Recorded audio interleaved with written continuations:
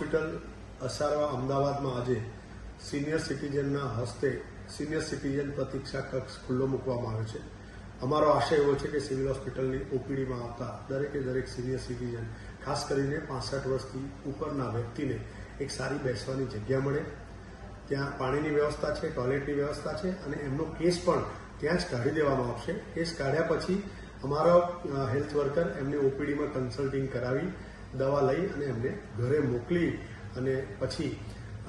મોકલી દેશે. આવી એક વ્યવસ્થા આજે ઊભી કરવામાં આવી છે. આશા રાખું છું કે આના થકી દરેક સિનિયર સિટીઝન જે સિવિલ હોસ્પિટલની ઓપીડી વિભાગમાં આવી રહ્યા છે એમની જે જર્ની છે, જે મુલાકાત છે ડૉક્ટર સાથેની, એ યાદગાર રહે અને એમને કોઈ પણ જાતની તકલીફ ન પડે એવી આ એક અમે વ્યવસ્થા આજથી ચાલુ કરી છે.